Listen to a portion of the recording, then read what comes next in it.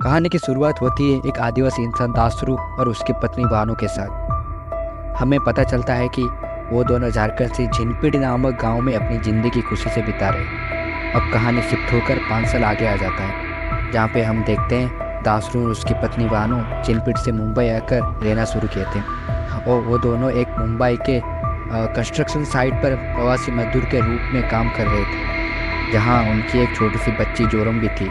उनका जीवन उनके छोटे से गांव की तरह सीमित और अज्ञात था। फिर एक दिन दासरू सुबह काम पे निकलता है और वहां पहुंच के देखता है सभी लोग लाइन पे खड़े हैं। वो अपनी मजदूर दोस्त को पूछता है कि क्या हो रहा है। उसे पता चलता है कि बाहर राज्य से आई हुई एक एमएलए धोती, साड़ी और सोलर लाइट दे रही है। उसी समय एमएलए की नज़र दासरू पे पड़ती है। दासरू को देखकर एमएलए ने तुरंत उससे बात करनी आ गई।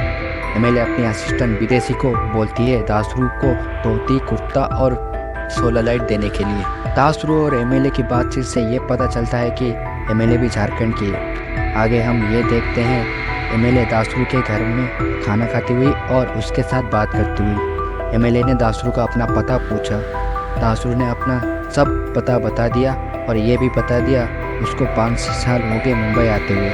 एमएलए ने दासरू को पहचान लिया था और ये भी जान गई थी दासरू नाम बदल के चुपके से मुंबई में रह रहा है। अब कहानी शिफ्ट होकर पास्ट में चले आता है, जहाँ हम देखते हैं दासरू और उसके झिनपिड़ी गांव के लोग एक जगह पे बैठकर कुछ चर्चा कर रहे हैं। उनके जाति का एक माडवी नाम का लड़का उनको उनकी ज़मीन गवर्नमेंट को देने के लिए बोल रहा है और उसके बदले में उनको अच्छा पैसा और बड़े फैक्ट्री में नौकरी मिलेगा बोल रहा है। अब कहानी शिफ्ट होकर प्रेजेंट में आ जाता है।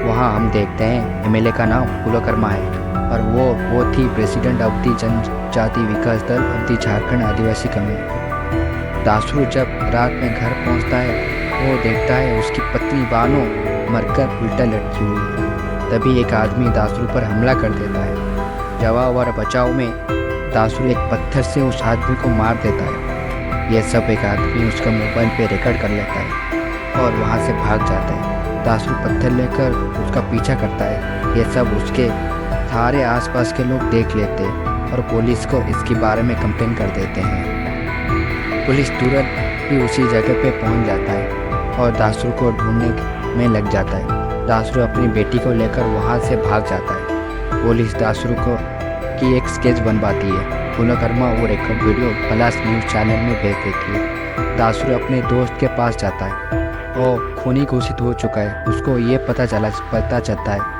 वहाँ से अपनी बेटी के लिए दूध का बोतल लेकर वो वहाँ से निकल जाते हैं। उसके बाद हम ये देखते हैं न्यूज़ चैनल पे दासरू की वीडियो आ रही है। उस पर दासरू को माओवाद दल का दिखाया जाता है और वो 2 लोग का मर्डर करके फरार हुआ है और मुंबई पुलिस उसको पकड़ने में नाकाम नहीं। हम ये देखते हैं। ये देखकर उसी जगह के एमएलए कुलकर्मा को फ़ोन करता है और दासरू को जल्दी पकड़ने के लिए बोलता है। पुलिस दासरू को ढूंढने लग जाता है। दासरू को पुल्ला स्टेशन के सीसीटीवी में देखा जाता है। पुलिस दासरू को पकड़ने में निकल जाता है। स्टेशन को पुलिस पूरी ट्रेन की तलाशी लेने लग जाता है। दासरू अपनी बेटी के साथ ट्रेन में बाथरूम में छुप जाता है। बहुत समय बाथरूम में रहने की वजह से ट्रेन के वर्कर्स शौक करने लगते हैं और पुलिस को इसके बारे में बता देते हैं। पुलिस दासरू को देख लेता है और उसको पकड़ने लग जाता है। बचाव में दासरू वहाँ से भागने लगता है। पुलिस दासरू को सरेंडर करने बोलता है। दासरू खुद को निर्दोष बोलता है। उसी समय एक पुलिस महिला दासरू को पकड़ने लग जाती है। जवाब और बचाव में दासरू ट्रेन के गेट से हट जाता है और पुलिस महिला बाहर गिर जाती है, जिससे उसकी मौत हो जाती है। दासरू वहाँ से चुप के भाग जाता है। उसके बाद स्टोरी पास्ट में आ जाता है, जहाँ हम देखते हैं दासरू और उसका माओवाद कम्युनिटी ट्रेनिंग करते हुए। उसके बाद हम ये देखते माडवी कुलकर्मा के साथ जमीन के बारे में कुछ बातें करते हैं। पुलिस के मरने की खबर कुलकर्मा को पता चल जाती है और वो झारखंड अपनी डिस्ट्रिक्ट की तरफ चल जाती है। उसके बाद दासरू ने झारखंड जाते हुए ट्रक पकड़ लिया और चुपके से उसके पीछे बैठ जाता है। उसके बाद case incharge sub inspector Ratnakar Bagul को झारखंड जाने के लिए और दासरू को पकड़ने के लिए ऊपर से ऑर्डर आता है और वो झारखंड के लिए निकल जाता है। इसके बाद स्टोरी पास्ट में चला जाता है। इसके बाद हम देखते हैं माओवाद मिलिटेंट माडवी को उल्टा लटका कर मार देते हैं और गांव वालों को दलाली और धोखा न करने के लिए धमकी देते हैं। ये सब देखकर दासरू अपनी बीवी बहनों के साथ गांव छोड़ने की डिसीजन लेता है और रातों रात गांव छोड़कर चले जाता है। का ड्राइवर दासरू को देख लेता है और उसको ट्रक से निकाल देता है। तभी दासरू झारखंड में एंट्री कर चुका था। एसआई बगुल झारखंड में पहुंच जाता है और उसको आदमी लेने आता है मुचकी नाम का, और वो उसको गांव की तरफ ले जाता है। दासरू भी अपनी गांव की तरफ निकल जाता है। फूलोकर्मा बाबूलाल योजना की फेज 2 शुरू करने की बात करती है। दासरू की पोस्टर हर जगह लग जाता है। उसके बाद हम ये देखते हैं कि गांव के लोग जंगल और गांव को बचाने के लिए प्रोटेस्ट करते हुए। एसआई बगुल गांव की पुलिस स्टेशन में पहुंच जाता है और स्टेशन इंस्पेक्टर से बात करता है और उसको कुछ बैकअप के लिए पूछता है। ये बात इंस्पेक्टर मज़ा में उड़ा देता है। रात को पार्टी करने के लिए बोलता है।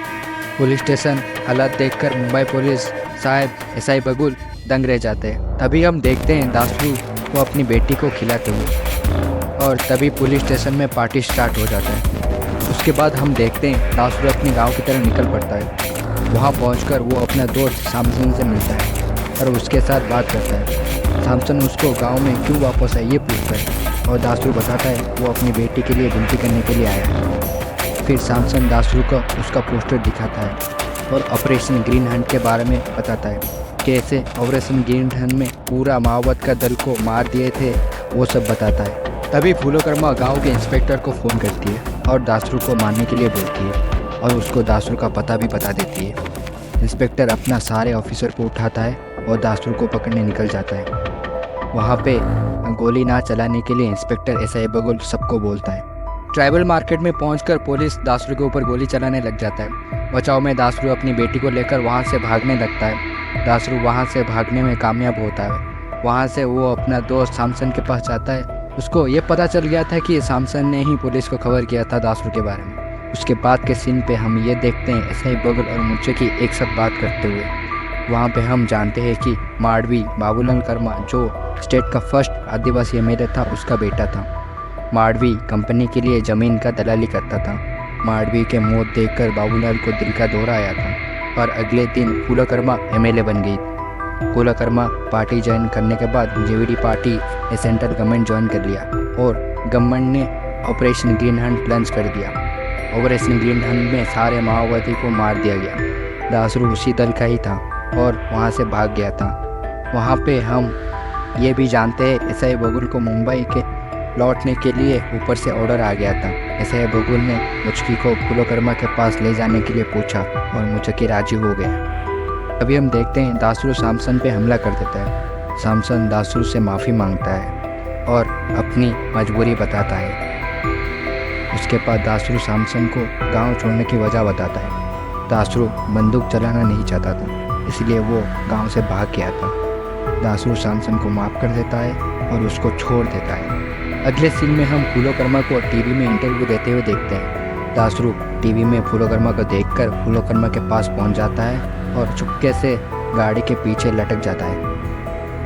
तभी हम ये देखते हैं स्टेशन इंस्पेक्टर एसआई बगुल को जीप पे टक्कर छोड़ आने को बोलता है, पर एसआई बगुल मुचकी को बंदूक दिखाकर उसके साथ वहाँ से चला जाता है। वो दोनों फूलोकर्मा को ढूंढने लग जाते हैं। फूलोकर्मा दासरू को गाड़ी के पीछे लटका हुआ देख लेता है और सबको प्रगति मुंडा माइंस जाने के लिए बोलती है और मुंडा माइंस पे सिक्योरिटी फोर्स बढ़ाने के लिए भी बोलती है। एसआई बगुल फूलोकर्मा के घर की तरफ जाता है। वहाँ पे उसको फूलोकर्मा नहीं मिलती है और फूलोकर्मा माइंस पे है ये पता चलता है उसको। वो मुंडा माइंस की तरफ निकल पड़ता है। पुलिस इंस्पेक्टर भी उसका पीछा करता है। फूलोकर्मा उसकी सिक्योरिटी के साथ मुंडा माइंस पहुँचती है। दासरू अपनी बेस बदल लेता है और ट्रक में चढ़कर फूलोकर्मा की तरफ निकल पड़ता है। एसआई बगुल भी वहाँ पहुँच जाता है और फूलोकर्मा के पास बात करने जाता है। दासरू चुपचाप कर्मा के पास पहुँचता है और जीप में चढ़ जाता है और फूलोकर्मा के सामने विनती करने लग जाता है। दासरू फूलोकर्मा को अपनी सारी हालात की बातें बताते हैं और उसके बेटी को बचाने के लिए बोलता है। एसआई बगुल दासरू को सब कुछ सच बोल देता है कि दासरू को मारने के लिए कर्मा ने ही आदमी भेजा था और माडवी ही कर्मा का ही बेटा था। ये सुनकर कर्मा ने एसआई बगुल से बंदूक छीनकर खुद को शूट कर दिया। गोली की आवाज़ सुनकर सिक्योरिटी फोर्स गोली चलाने लग जाते हैं। वहाँ से बंदूक लेकर दासरू अपनी बेटी के साथ वहाँ से भागने लगता है। और ये देखकर दासरू के ऊपर फोर्स ने भी गोली चलाना स्टार्ट कर दिया था और बचाव में दासरू गांव के इंस्पेक्टर को गोली मार देता है और वहाँ से भागने लगता है। माइन के नीचे जंगल में कूद जाता है और वो भागता है। यहाँ पे स्टोरी ख़त्म होता है।